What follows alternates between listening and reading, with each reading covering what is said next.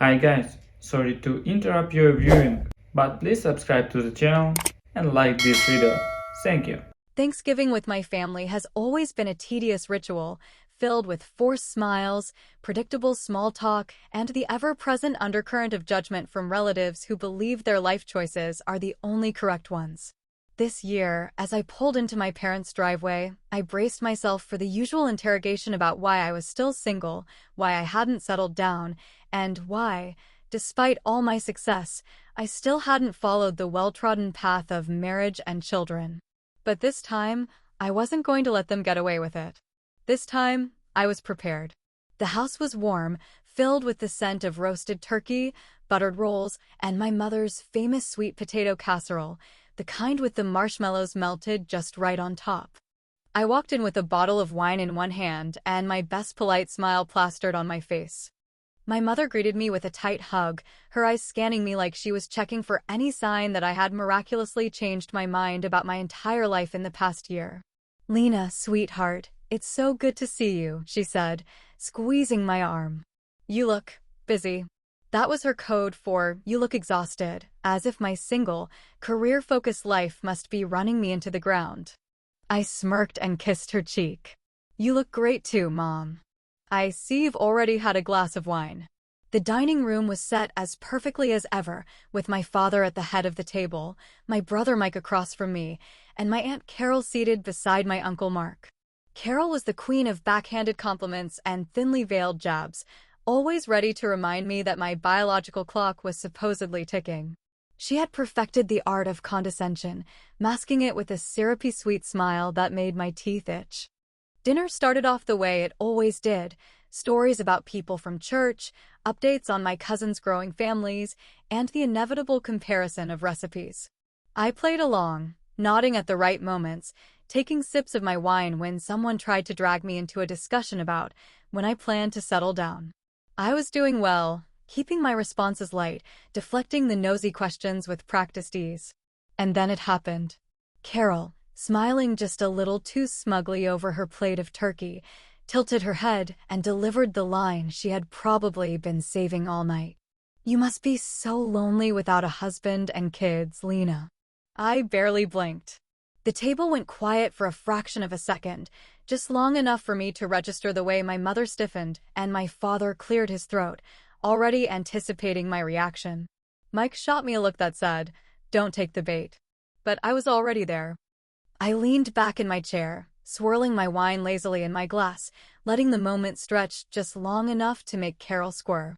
Then, with the calmest, most casual tone I could muster, I said, "Oh, I'm not lonely, but your husband might be, since he's been liking all my photos." The sound of Carol's fork clattering against her plate was deafening. The air in the room shifted in an instant, thick with tension so sharp it could cut through the turkey. My Uncle Mark, who had been mid-chew, choked slightly before hastily grabbing his glass of water. My mother's eyes widened, and Mike sucked in a breath through his teeth. Carol stared at me, her face frozen in an expression of disbelief mixed with barely contained rage.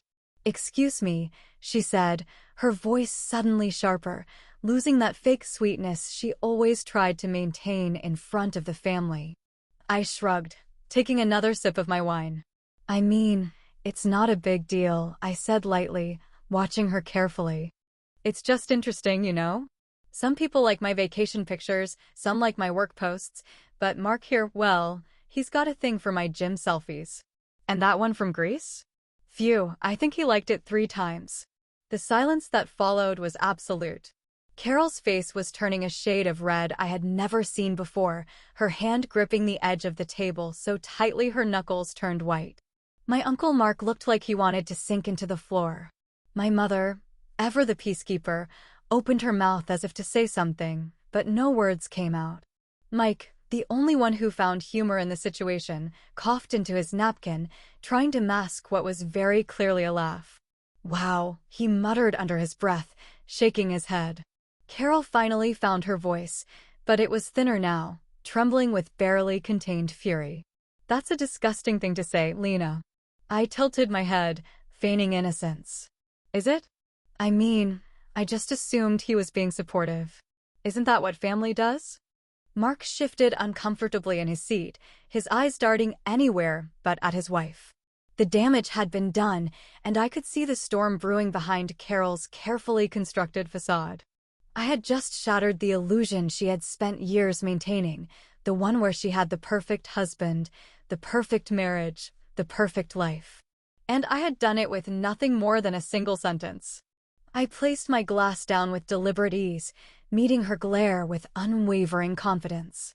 But hey, I added, letting the words hang in the air just long enough, maybe I misunderstood. Maybe he just really appreciates good photography. Carol pushed back her chair so abruptly that it scraped loudly against the hardwood floor. She stood, her hands clenched into fists at her sides.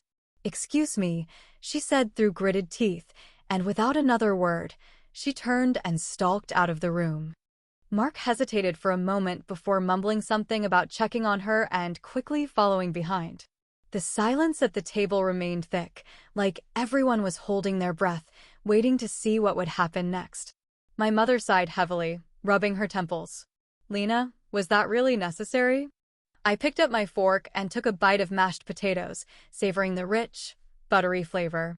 "Oh, absolutely," I said, smirking. And just like that, Thanksgiving had officially been ruined.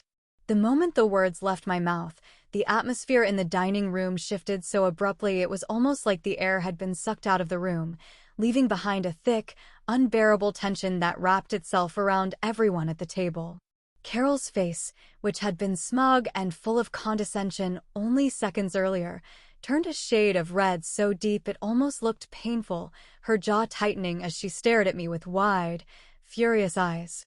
Mark, on the other hand, who had been chewing his turkey without a care in the world, suddenly choked, coughing violently as he grabbed for his glass of water, his eyes darting between me and his wife in a way that made it very clear he had not prepared for this particular scenario.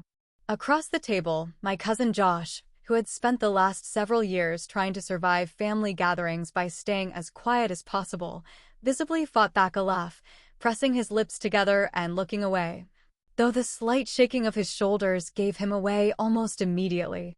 For a few painful moments, nobody spoke, the only sounds in the room coming from the clinking of utensils as my mother busied herself with cutting a piece of turkey she had absolutely no intention of eating. My father, who had spent his entire life perfecting the art of staying out of family drama, suddenly became very interested in refilling his wine glass, even though it was already nearly full. It was Mike who finally broke the silence, his voice filled with something between amusement and pure disbelief as he muttered under his breath, "Well, this just got interesting." Mark, desperate to regain some kind of control over the situation, let out a nervous chuckle, shaking his head as he waved a hand dismissively in my direction. "Oh, come on now," he said, attempting to force a casual tone that only made him sound guiltier. "I just like everyone's photos, nothing to it."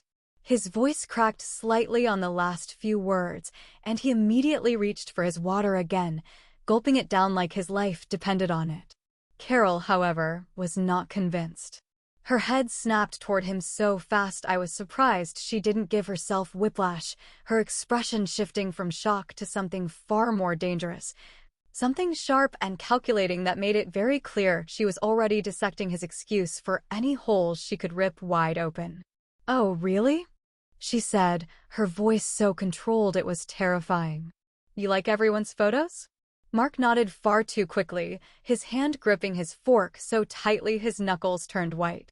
Yeah, of course," he said, his words spilling out in a rush, as if speaking faster would somehow make them sound more believable. "I mean, I just scroll and double tap, I don't even think about it. It's just social media, you know." Carol's stare was unrelenting, her lips pressing into a thin line as she slowly turned back toward me, her eyes narrowing in suspicion. "And what exactly were these photos?" she asked, her voice dangerously quiet. I let out a small, thoughtful hum, tilting my head slightly as if I had to really think about it, even though I knew exactly which ones had set her off. "Oh, just the usual," I said, keeping my tone light, almost bored. "Some vacation shots, a few gym selfies. Oh, and that one from Greece, the one in the bikini." "Yeah, I think he liked that one a few times." The reaction was immediate. Carol's chair scraped loudly against the floor as she pushed back from the table, her movement so sudden and forceful that my mother flinched slightly, her eyes darting between Carol and Mark as if she was trying to decide whether or not she should intervene. Mark's entire face drained of color, his mouth opening and closing like a fish out of water, though no words seemed to be coming out. Without another word, Carol turned on her heel and stormed out of the room, her heels clicking against the hardwood floor with sharp, deliberate steps that echoed in the silence. Mark sat frozen for a second, clearly debating whether or not following her would make things better or worse, before finally shoving back his own chair and muttering a barely audible "shit" under his breath. As he walked past me, he leaned down slightly, his voice a harsh whisper against my ear. "What the hell is wrong with you?" I didn't flinch, didn't look at him, didn't give him the reaction he wanted. Instead, I picked up my wine glass, took a slow sip, and met his gaze with nothing but a smirk. "Oh, I don't know, Mark," I said, my voice dripping with mock innocence. "Maybe you should ask yourself that." He clenched his jaw so tightly I could see the muscles twitching, but he didn't say another word, simply shaking his head before following after his wife. The moment the door shut behind them, the tension in the room finally snapped, and Mike let out a long, low whistle, shaking his head as he leaned back in his chair. "Well, that was probably the best Thanksgiving moment in family history," he said, reaching for the mashed potatoes like nothing had happened. "I mean, it's gonna be awkward as hell at Christmas, but still, totally worth it." My mother, however, was less amused. "Lena," she said, sighing heavily as she rubbed her temples, the beginnings of a headache already settling in. "Was that really necessary?" I shrugged, taking another sip of my wine before finally setting my glass down with a small, satisfied smile. "Oh, absolutely," I said, reaching for a roll. "And honestly, Mom, I think you should be thanking me. I mean, Carol's always going on about how honesty is so important in a marriage. I was just helping out." She groaned, shaking her head as my father finally spoke up, his voice filled with nothing but exhaustion. "You do realize this means we're going to have to hear about this for the next 6 months, right?" I grinned, breaking off a piece of bread and popping it into my mouth. "Yeah," I said, barely suppressing a laugh. "But at least it won't be about me for once." And with that, I dug into my plate, fully prepared to enjoy the rest of my meal, knowing full well that Thanksgiving was never going to be the same again. The thing about curiosity is that once it creeps in, even for just a moment, it digs in deep and refuses to leave, no matter how hard you try to ignore it or pretend you don't care. After dinner, while the others shuffled into the living room for dessert and awkward small talk over pumpkin pie, I slipped into the guest room under the pretense of making a work call and finally gave in to the itch that had been building since Mark's pathetic excuse at the dinner table. I sat down on the edge of the floral comforter, pulled out my phone, and opened up Instagram, not because I was trying to be cruel or dig up drama, but because something in the way Carol had walked out, stiff and silent like she was trying not to scream, told me this story wasn't over yet. And deep down, if I was being honest with myself, I wanted to know just how much of a hypocrite Mark really was. I started with the basics. His public profile was bland, filled with dad jokes, backyard barbecue photos, and church picnic group shots, all the usual suburban camouflage. But the more I scrolled, the more little things started standing out to me. He had liked almost every single one of my posts from the past year, including one from July where I was lounging on a boat in a black swimsuit. A post I remembered because it got a surprising number of likes from men who usually didn't engage with my content. At the time, I thought nothing of it, just part of the whole performative social media dance. But now, looking at the pattern of engagement, the timestamps, the consistency, I started to feel that familiar buzz of suspicion. Mark wasn't just casually double-tapping. He was watching. Something didn't sit right, so I went a little further. I checked the comments. No overt flirtation, no fire emojis or hard eyes, but there were a few too many vague compliments like, "You look like you're living your best life," and "Grease suits you," which, coming from your uncle by marriage, land just a little differently when you're suddenly paying attention. I clicked on his followers list, then switched over to who he was following, and that's when the threads started unraveling fast. There were dozens of women I didn't recognize, and I mean dozens, scattered across age ranges, most of them significantly younger, a lot of them clearly influencers, fitness models, or what could only be described as thirst traps. Women in bikinis, lingerie, low-cut tops, and glossy filtered lighting. I knew the type, not because I judged them, but because I'd been looped into that algorithm enough to know how it worked. Mark wasn't following his niece or old friends from college. He was following content that made him feel like a voyeur in his own secret digital fantasy. That alone was enough to make me shift uncomfortably, but then I noticed something else. Some of these accounts were private, and yet he was following them, small-town girls, profiles with less than 500 followers. Not influencers. Just regular young women. That's when it clicked. I opened Facebook next, digging through the list of people who'd liked my recent posts there too, and once again, his name popped up more times than I cared to count. That platform, of course, was even more revealing. One click on his profile photo and I found a handful of recent comments he'd left on various women's pictures, nothing wildly inappropriate, but just flirtatious enough to make your skin crawl if you knew the man behind them had been married to the same woman for over 20 years. Things like, "That dress is amazing on you," or "Love your smile, brightens up my feed," left on posts by women who, in some cases, hadn't even replied. And then came the TikTok account. Now, TikTok isn't usually where I spend my time, but I knew enough to know that it could become a second life for people, a parallel version of themselves where anonymity and the illusion of privacy gave them permission to become someone else entirely. I typed his email into the search, an old trick I'd learned when tracking down social media accounts for freelance PR cleanups, and there it was.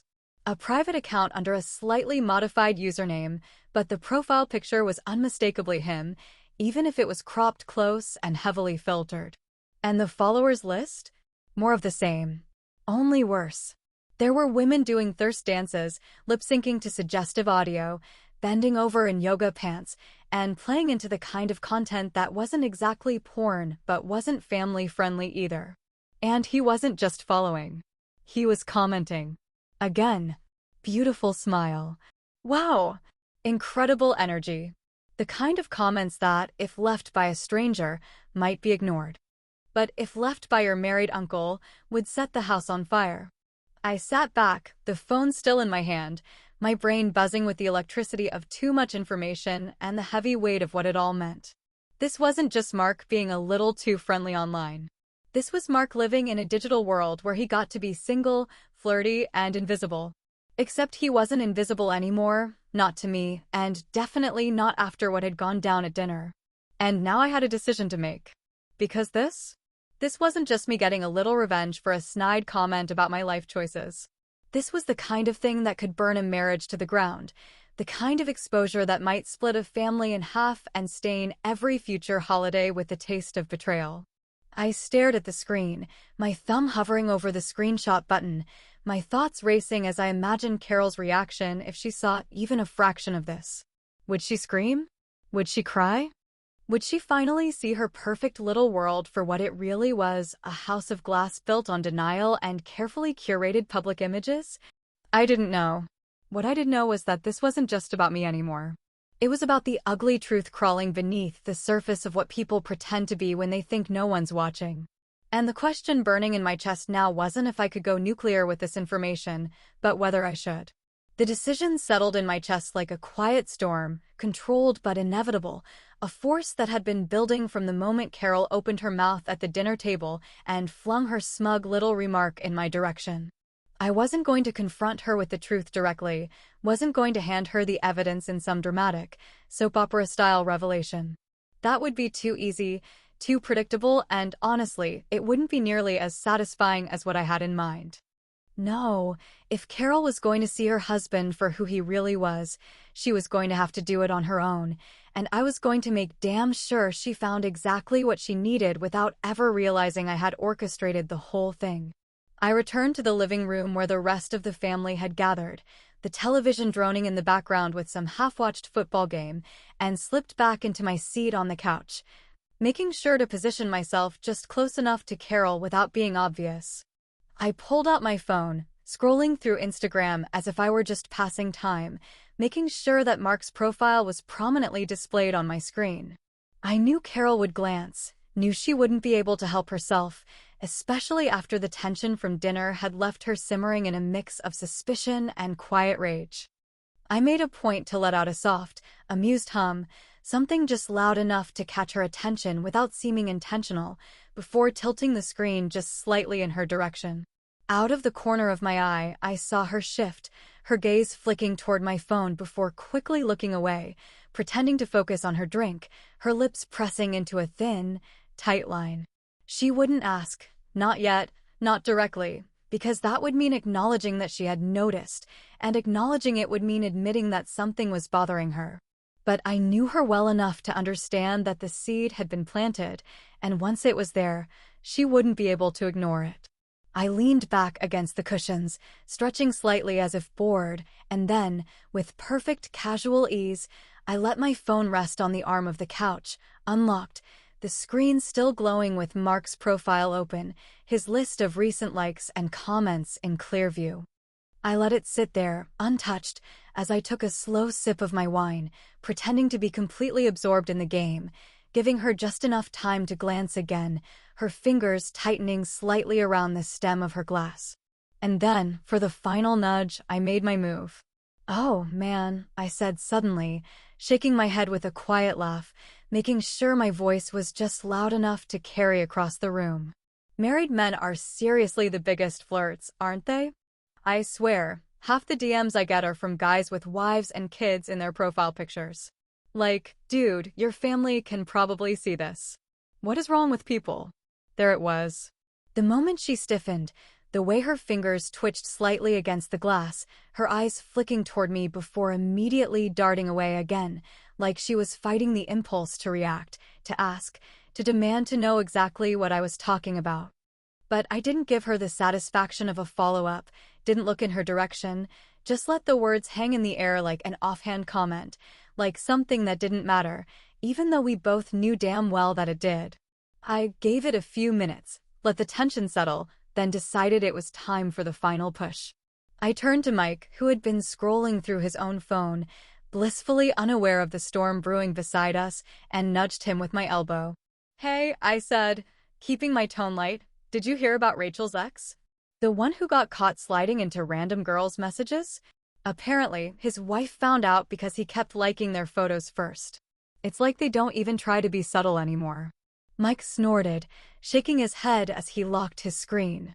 "Yeah, dudes are idiots," he muttered, completely oblivious to the way Carol had gone completely still beside me.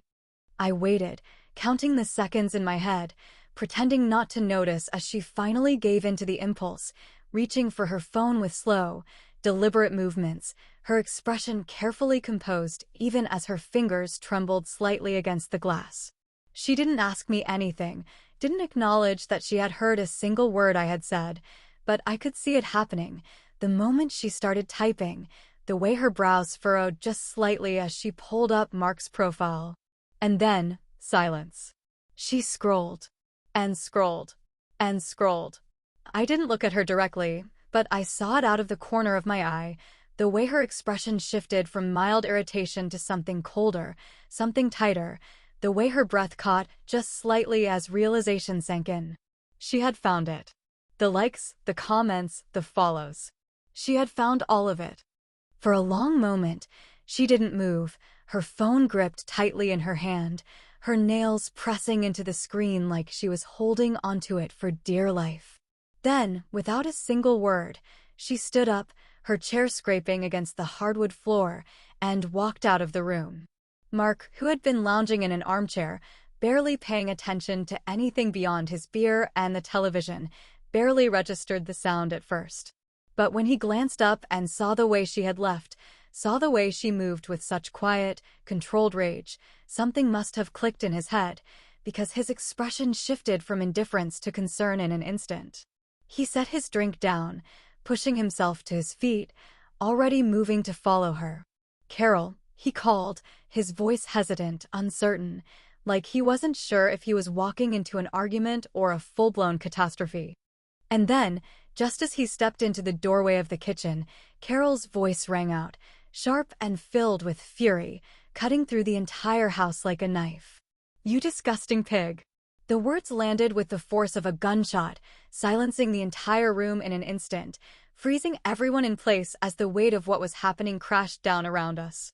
Mark stopped dead in his tracks, his face going pale, his mouth opening and closing uselessly as he struggled to process what had just been said, what it meant, what she had found. And me? I just sat back, crossed my legs, and took another sip of my wine, savoring the moment, knowing that this was only the beginning.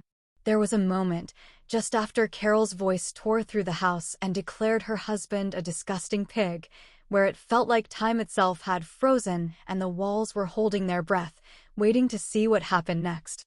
No one moved, no one spoke, and even the television had been turned down low enough that the faint murmur of the game seemed to hush itself in deference to the eruption that had begun to unfold in the kitchen.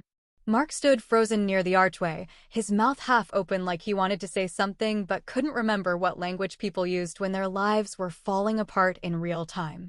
I stayed in my seat, quiet and composed, still holding my glass of red wine like it was some kind of trophy, a small elegant symbol of self-restraint in a room full of unraveling nerves and broken illusions. The others pretended to be deeply invested in anything that wasn't the shrieking argument happening just out of view. My mother focused intensely on the pie crust flaking apart on her dessert plate. My father busied himself with refolding an already folded napkin, and my brother Mike finally gave up and stared at the ceiling like maybe if he looked hard enough he could leave his body entirely. Carol's voice rose and fell in waves, crashing hard against the cabinets and ricocheting off the tile like gunfire. I didn't catch every word, but the tone said more than enough. She was crying now, the kind of deep, shaking sobs that can only come from a place of humiliation mixed with betrayal, the kind that doesn't just bruise the ego, but hits somewhere deeper, like a fist to the ribs that leaves you gasping for breath. Every now and then Mark would try to interrupt, his voice pleading and rushed, but she cut him off every time, her anger slicing through his attempts like they were tissue paper. I'd be lying if I said I felt guilt. I didn't. Not for a single second. Because when someone like Carol spends years tearing people down with a smile on her face, lording her self-proclaimed moral superiority over anyone she thinks is beneath her, sooner or later someone's going to remind her that life doesn't come with a guarantee against karma. She just didn't expect it to come from me. She never saw me as a threat. I was the poor single girl, the cautionary tale to bring up between bites of green bean casserole, the punchline at her neatly arranged dinner table. So when I finally stood to leave, knowing full well that I had appended her Thanksgiving fantasy like flipping a well-set tablecloth onto the floor, I didn't rush. I made sure to collect my things slowly, every motion calm and deliberate, because I wanted her to know I was walking out on my own terms, not because I was ashamed or uncomfortable, but because I had done exactly what I intended to do. I passed by the kitchen on my way out, the door cracked open just enough to catch a glimpse of Carol sitting on the floor with her back against the fridge, mascara streaking her cheeks and hands shaking as she wiped her face. Mark stood a few feet away, looking like a scolded child who couldn't figure out how he'd ended up in this mess, muttering half-formed apologies that sounded more rehearsed than heartfelt. He still didn't get it.